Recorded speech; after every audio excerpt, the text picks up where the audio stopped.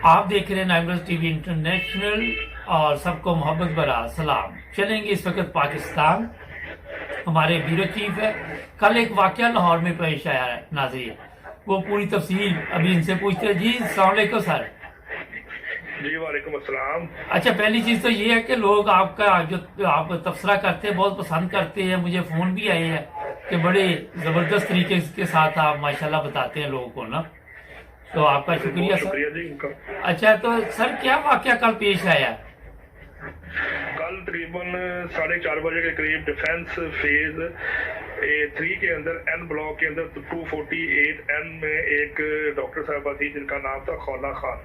वो वहां से निकली थी अपनी दोस्त को मिलने के लिए जेड ब्लॉक में। जैसे ही वो अपने दोस्त के घर के करीब पहुंची है तो पीछे से दो नामलूम मोटरसाइकिल सवार 125 पर आए हैं। उन्होंने उनसे मोबाइल और पर्स छीन के तो उनकी गर्दन में गोली मार दी है और गोली लगने से जो वो खातून डॉक्टर थी वो मौके पर ही जान बहक हो गई और उसके बाद वो लोग वहां से फरार हो गए। और लड़की की जो सहेली है उन्होंने मौके पे ये बताया कि जब मैं बाहर आई हूँ तो मैंने फायर की आवाज़ सुनी है, तो मैंने बाहर आकर देखा तो 125 जो थी वो उस पर लड़के भाग रहे थे। तो ये खौला जो थी इसकी डेड बॉडी गाड़ी में पड़ी थी। अपनी गाड़ी पे होंडा स्विफ्ट में 4 बजे के करीब अपने घर से निकली थी यहाँ पर अपने दोस्त को मिलने के लिए। और ये क्योंकि खुद भी डॉक्टर है, वेटरनरी डॉक्टर है, इसके वालिद बशारत अहमद खान भी डॉक्टर है और इसकी वालदा जो है वो भी डॉक्टर है। अच्छा, ये भी पता चला कि ये फैमिली अहमदी है। हाँ जी, ये इनका तल्लुक जमात अहमदिया से है। ये बड़ी देर से यहाँ पर हाइस्पीड से और इनका बड़ा अच्छा यहाँ पे एक बड़े फेमस डॉक्टर है ये डॉक्टर बशारत अहमद खान, बड़े वेल नोन डॉक्टर है। तो ये उनकी बेटी हाल ही में थोड़ा अर्सा पहले ही इनकी स्कॉलरशिप मुकम्मल हुई थी। तो ये जो वाक़या पेश आया कि फ़ोन जो स्नैचिंग के अंदर इनके साथ ये वाक़या पेश आया, इनको गोली मार के जाँ भाग कर दिया गया। और उस वक्त मौके पे तो कुछ देर के बाद DIG इन्वेस्टिगेशन शारिक जमाल साहब मौके पर पहुंचे हैं। उन्होंने आके सारे वकूआ देखा है और FIR दर्ज करके डकैती की और इल्ज़ाम कत्ल की मुकदमात अब शामिल करके FIR दर्ज कर दिए नामलूम अफराद के खिलाफ। और रात लेट गए तक तकरीबन पोस्टमार्टम मुकम्मल हुआ है। उसके बाद जो डेड बॉडी थी वो मुर्सा के हवाले कर दी गई थी, जिनका आज तकरीबन दोहर के बाद जनाजा होगा। अच्छा, ये कोई मजहबी नफरत का भी कुछ सामने आया या डकैती की वारदात ही है? अभी तक जो शवाहिद जो हालात और वाकयात की रोशनी में जो बात सामने आई है उसमें तो यही पता लग रहा है कि 2 नामलूम अफराद आए हैं और उन्होंने पर्स छीना है, मोबाइल छीना है और मजामत करने पर डॉक्टर साहब को गोली मार दी है। लेकिन अभी तक ये बात वादे नहीं हो सकी कि इसके पीछे कोई मजहबी तौर पर कोई अनासर मुलवस हो। लेकिन अब इब्तदाई तफ्तीश के अंदर तो यही जो शवाहिद मिले हैं कि ये मोबाइल फ़ोन छीनने की मजामत करने पर डॉक्टर साहब को गोली मारी गई है। ताहाल पुलिस के ज़राए से मेरी बात हुई है आज, तो उन्होंने बताया कि हमने वहाँ पर जो CCTV कैमरे लगे हुए थे डिफेंस अथॉरिटी की तरफ से उसकी रिकॉर्डिंग हमने अपने कब्जे में ले ली है और उसको देखा है, जिसमें हमें कुछ शवाहिद मिले हैं। तो इंशाल्लाह हम 2 से 3 रोज में ये वादे कर सकेंगे कि ये कौन लोग थे और इनका क्या मुल्कात है। अच्छा सर, ये बताइए कि यहाँ पे इस तरह के वाकयात में दिन ब दिन इजाफा हो रहा है, आपने भी देखा, तो ये क्या वजह है कि इमरान खान वैसे तो कहता है कि हम बड़ा जनाब काम कर रहे हैं, कंट्रोल करने की कोशिश कर रहे हैं, एक डॉक्टर कैसे बनती है आपको तो पता ही है। जी जी, ये बस इसकी सबसे बड़ी वजह यह है कि एक तो बेरोजगारी है, तालीम की कमी है और मुआशरे में सबसे बड़ी बात यह है कि कानून की बालादस्ती नहीं है। कोई भी मुजरम पकड़ा जाता है और हमारा जो जुडिशरी निज़ाम है उसमें कहा चोर है, डाकू है, कोई बदमाश है या कोई कब्जा ग्रुप है, कोई कातिल है, तो उसके लिए कोई मौसर निज़ाम नहीं है। लोग इस बात को बड़े आसानी से समझते हैं कि हाँ कोई वारदात करेंगे 3 महीने 6 महीने बाद हमारी जमानत हो जाएगी या फिर वापस बाहर आ जाएगी। और यही तरीक ने साबित किया है। ये जो मोटरवे पर रेप केस हुआ था जिसमें बच्चों के सामने माँ से ज्यादती की गई थी, जब उस बंदे को पकड़ के तफ्तीश की गई तो वो पहले भी रेपिस्ट रह चुका है और उसने पहले भी 2 दफा रेप किए थे और रेप करने के बाद वो जमानत में बाहर आ गया था जब उसने तीसरी अटेम्प्ट की थी। अगर पाकिस्तान में कानून की बालादस्ती हो, जुडिशरी का निज़ाम मजबूत हो, इंसाफ हर इंसान को उसकी दहलीज पे मिल जाए तो फिर ये कभी भी वाकया इस तरह दोबारा रूनमाना हो। अच्छा, लेकिन ये मैंने देखा कि कराची या लाहौर है या दूसरे शहर है, खवातीन से पर्स छीनना, मोबाइल छीनना ये आम बन गया वहां पे। जी, ये बहुत ज्यादा पोश इलाकों में एक दिन में 4 से 6 से वाकयात रिपोर्ट होते हैं। इलामा इकबाल टाउन है, जोहर टाउन का इलाका है, डिफेंस का इलाका है, मोबाइल छीन लिया, पर्स छीन लिया और मुजाहमत पे ये बहुत ज्यादा वाकयात हो रहे हैं। पुलिस, अगर हम ये कहें कि पुलिस इस सारे मामला में नाकाम रही है तो ये गलत बात ना होगी, क्योंकि पुलिस अभी तक कोई मौसर कार्रवाई ऐसा लाहेअमली बना सकी कि जो ये फोन छीनने वाले लोग हैं या राहदानी करने वाले लोग हैं, इनको एक मौसर तरीके से पकड़ा जा सके। हाँ, एक आध वाकया ऐसा होता है कि जी कार्रवाई हो गई है तो पुलिस ने रिस्पॉन्स किया तो बंदा पकड़ा गया। एक बंदे पकड़ने से ये वाकया कम नहीं होते, बल्कि इनकी परसेंटेज जो पहले जो आज से 6 महीने पहले का खिलाफ था उसमें के अंदर ये 35%, 36% थी, जो अब बढ़ के 57% पे चली गई है। तो आपके ख्याल में किसी पे भी हमला किसी वक्त भी हो सकता है? जी बिल्कुल, यहाँ पर कोई भी शख्स महफूज नहीं है। आपको इस बात का इल्म ही नहीं है कि आप सड़क पर खड़े हैं या जा रहे हैं, कहाँ से मोटरसाइकिल सवार आएंगे, आपके पिस्टल आपके सर के ऊपर रखेंगे, निकाल दो जो भी कुछ है, आपको फौरी देना पड़ जाएगा। और ये इस बात की भी गारंटी नहीं है कि वो चीज लेके आपको गोली ना मारे। वो चाहे तो आपको गोली मार दें, चाहे तो आपको छोड़ दें, ये उनकी स्वाबदीदी है। यानी कि आप ये कह सकते हैं कि आप एक महफूज तरीके से सफर करने या बाहर जाने के लिए भी इस काबिल नहीं है कि आप महफूज तरीके से बाहर जा सके, महफूज तरीके से चल सके। कोई भी ऐसा इलाका, बाजार, दफातर, रास्ते, आप ये नहीं कह सकते कि ये रास्ता हमारा महफूज है, ये दफ्तर का रास्ता महफूज है, ये मेरे घर का रास्ता महफूज है। कोई शख्स किसी भी वक्त किसी भी जगह आके आपको गन पॉइंट पर लूट सकता है। अच्छा, वैसे आप पाकिस्तान में रहते हैं, लेकिन मेरा ख्याल है कि कोई आके कोई चीज मांगे तो उसको दे देनी चाहिए, जान बचा लेनी चाहिए, क्या ख्याल है? जी बिल्कुल, ये बात तो हम हमारे जो ऑफिस के बंदे हैं, ऑफिशियल्स हैं, वो भी यही कहते हैं। घर वालों की तरफ से भी यही बातचीत रहती है। हम अपने दोस्तों कार को भी यही बात बताते हैं कि अगर रास्ते में कोई गन पॉइंट पे आपको चीज छीनता है, पर्स छीनता है, मोबाइल छीनता है, तो आप उसको दे दो। उसके साथ मुजाफत करके अपनी जान गंवाने से बेहतर है चीज तो फिर इंसान बना लेता है। एक इंसानी जान चली जाए वो वापस नहीं आ सकती। अच्छा, ये बताइएगा, ये जो डॉक्टर साहब जिनको गोली लगी है, ये कितनी उम्र है इनकी? ये 26 साल इनकी उम्र थी, तो इनको गोली लगी। और ये देखिए कितना अफसोसनाक वाकया कि एक डॉक्टर कैसे बनती है। क्या इस माशरे के लोगों को पता है कि डॉक्टर के लिए कितनी मेहनत करनी पड़ती है? नहीं जी, इनको क्या पता हो। इन लोगों को ये पता कि अपने एक 20-25 हजार रुपए का मोबाइल छीनना है या पर्स छीनना है जिसके अंदर 10-15-20 हजार रुपया होंगे, हमने वो छीनना। अगर आपने पर्स छीन लिया, चीज छीन ली, तो गोली मारने की क्या जरूरत है? जो आपका मकसद था वो तो पूरा हो गया। एक माँ बाप अपनी औलाद को जो पालते हैं, जवान करते हैं, पढ़ाते हैं, किसी मुकाम पर खड़ा करते हैं और एक लम्हे के अंदर वो इस दुनिया से खत्म हो जाती है। इनको ये नहीं पता कि डॉक्टर बनने के लिए 15-20 लाख रुपए की वो माँ बाप जो लगा 15 से 20 लाख रुपए फीस अदा करते हैं। वो लड़की या वो लड़का पढ़ता है, मेहनत करता है, किसी मुकाम पर खड़ा होता है, अपने मुल्क के लिए कुछ करने की सोचता है, तो एक लम्हे के अंदर ये इन लोगों की हरकत की वजह से वो दुनिया से चला जाता है। अच्छा, ये भी कहाँ पे फर्क है कि अगर कोई डॉक्टर है तो पुलिस ज्यादा तेजी के साथ हरकत में आती है, अगर कोई नॉर्मल रेडी वाला मार दिया तो पुलिस भी आराम से चलती है? कोई फर्क है? हाँ जी बिल्कुल, इस तरह का फर्क भी होता है, लेकिन ये कुछ ऐसे काम होते हैं जैसे कि इलाके का बड़ा फर्क पड़ जाता है, जैसे ये वाकया डिफेंस में हुआ है। लेकिन आजकल जो पुलिस का ये जो हमारे CCPO साहब हैं, जब से ये यहाँ पर लाहौर में पॉइंट हुए, इसके बाद से जिस जगह पे वारदात होती है या कोई कत्ल होता है तो वो फौरी तौर पर रिस्पॉन्स करते हैं, वहाँ पहुँचते हैं। रात को भी जैसे वाकया हुआ ये 4-4:30 बजे के बाद, तो रात को DIG इन्वेस्टिगेशन शारिक जमाल साहब खुद मौके पे पहुंचे हैं और उन्होंने लड़की के वाले से मुलाकात की है, बात की है, सारे वाकयात को खुद हैंडल किया है, इंटेरोगेशन की है, FIR को देखा है, उनको तसल्ली दी है।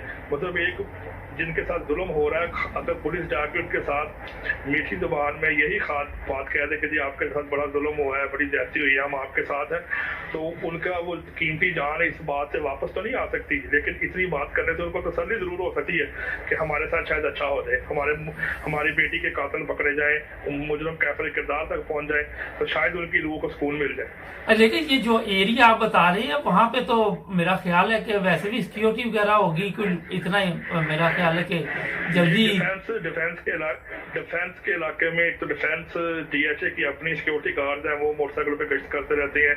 उन्होंने अपनी अलग-अलग मुख्तलिफ चौक्स में, गलियों के कोने पे कैमरेज भी लगाए हुए हैं, लेकिन फिर भी बार मौका बन जाता है। ये मौका बना है तो ये वाकया सामने रूनमा हुआ है, तो पुलिस भी फिर रही है, उनके गार्ड्स भी हैं, लेकिन किसी न किसी जगह पे कोई ना कोई मौका पैदा हो गया है।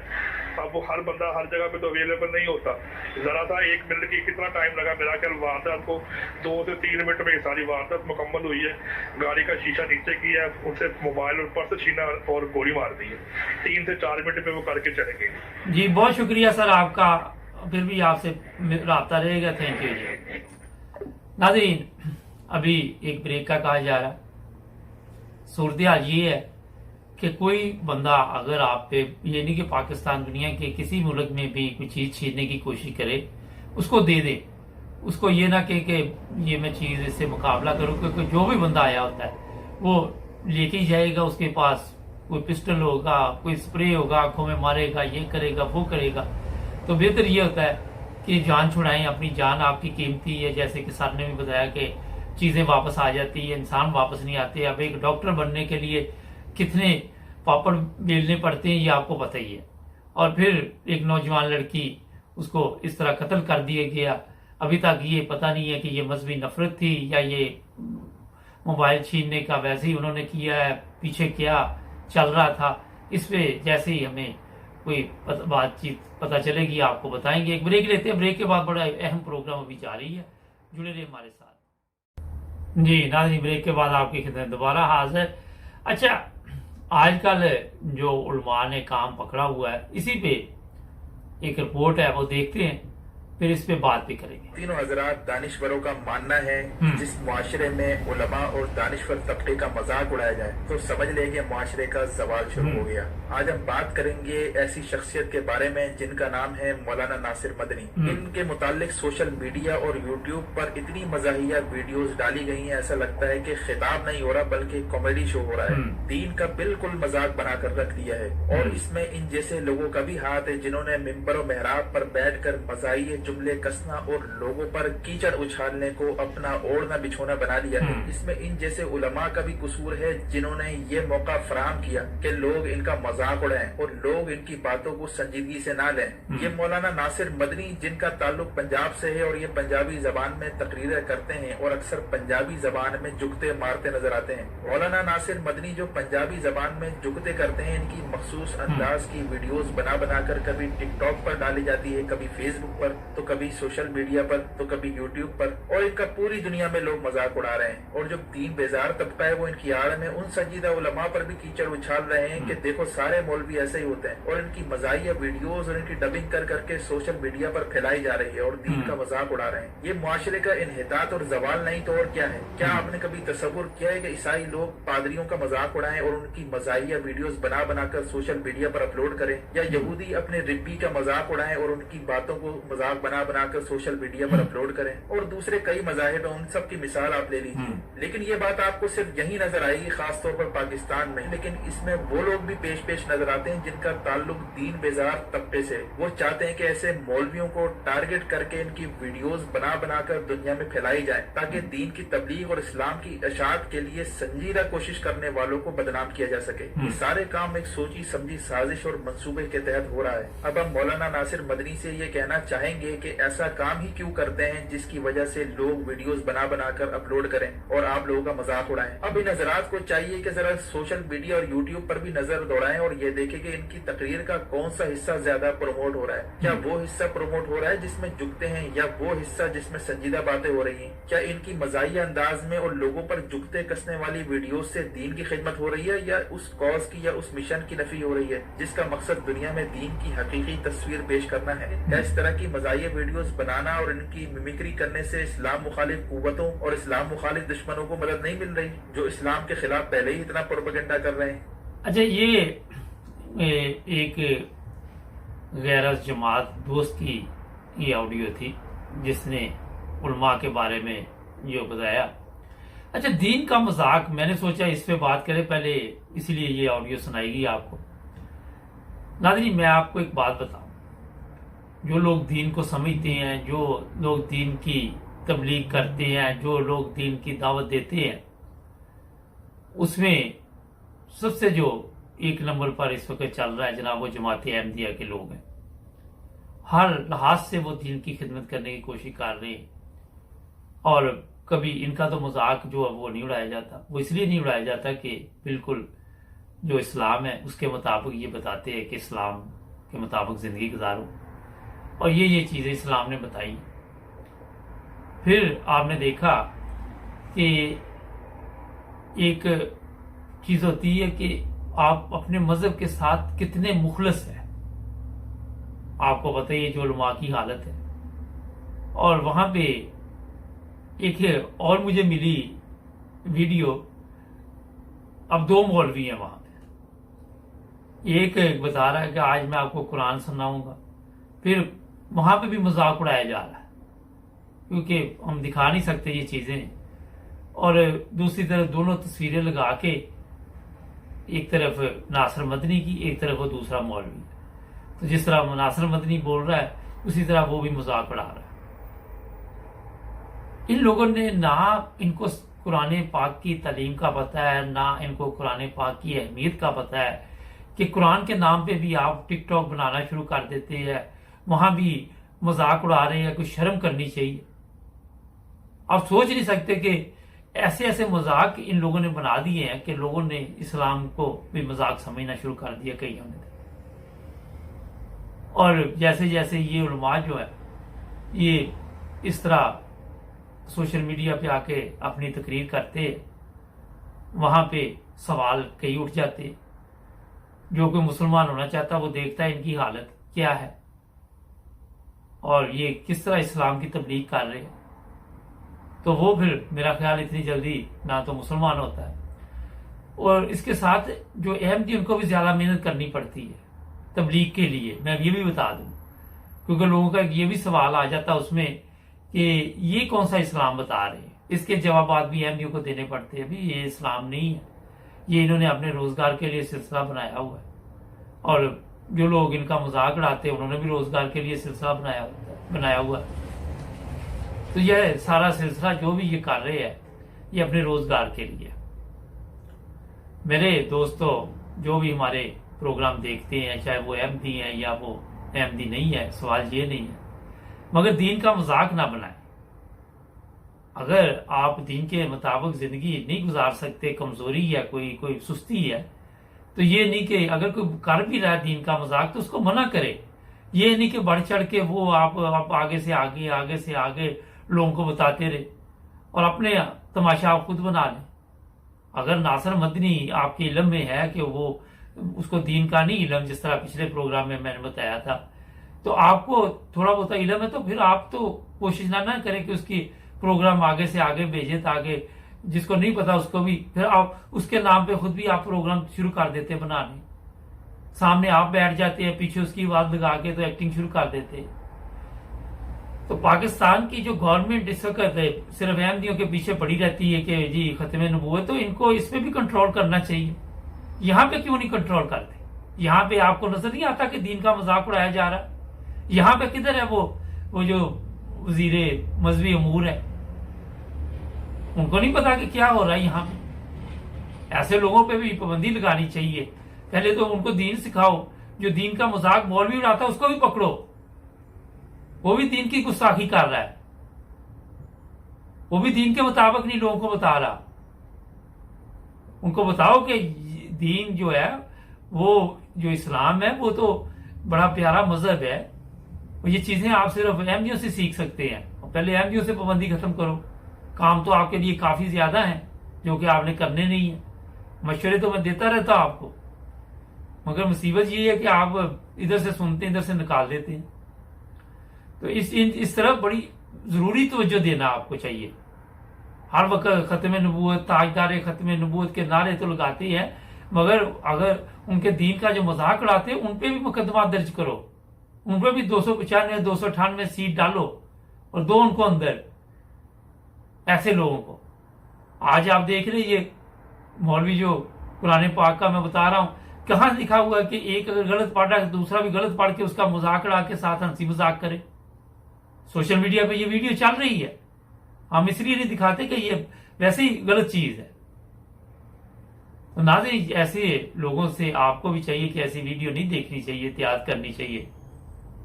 और ये जो उलमा है इनको भी शर्म करनी चाहिए, इनको भी ये सोचना चाहिए कि ये इस्लाम नहीं है। उसके बाद जरा इंग्लैंड की कुछ बात कर ले कि पेट्रोल पंप अभी तक वही हालात है। इतला तो थी कि फौज आ रही है, पता नहीं कब आएगी, मगर लंबी लंबी लाइनें लगी हुई है, लोग ज़हनी तौर पर डिस्टर्ब है। और ये भी इतला मिली है कि कई स्टोरों पे लोग गए हैं तो चीज़ें कम होती जाती खाने पीने की, मिल रही हैं, ये नहीं कि नहीं मिल रही, मगर आहिस्ता आहिस्ता देखते हैं कितने दिन तक ये पेट्रोल का मसला हल होता है, क्योंकि एक ज़हनी टेंशन बनी हुई लोगों के लिए, ठीक ठाक ये मुसीबत बनी हुई है। और 4 तारीख के बाद जर्मनी, इंग्लैंड ये फ्री हो जाएगा, आपको कोई यहाँ पे वो कोरोना टेस्ट बुक नहीं करवाना पड़ेगा, वो भी 50-60 पाउंड खूब लूट मार की कंपनियों ने, उनसे भी जान छूट जाएगी आपकी, और सफ़र इजी हो जाएगा, जहाँ मर्जी आए जाएं बेहतर हो जाएगा। जो लोग यूरोप से सफ़र कर रहे हैं दूसरे ममालिक में, उन पर कोई पाबंदी नहीं है, अगर 2 वैक्सीन उन्होंने लगवाई हुई हैं तो जहाँ मर्जी आए जाएं, कोई पूछने वाला नहीं है। आहिस्ता आहिस्ता ज़िंदगी जो है नॉर्मल नज़र आ रही है कि जल्दी हालात जो है मामूल पर आ जाएंगे। कल फिर नए प्रोग्राम में आज मुबारक के साथ आपकी खिदमत में हाजिर हो गए। जुड़े रहे नाइम टीवी के साथ, हमारे चैनल को भी सब्सक्राइब करें। मिलेंगे अगले प्रोग्राम में।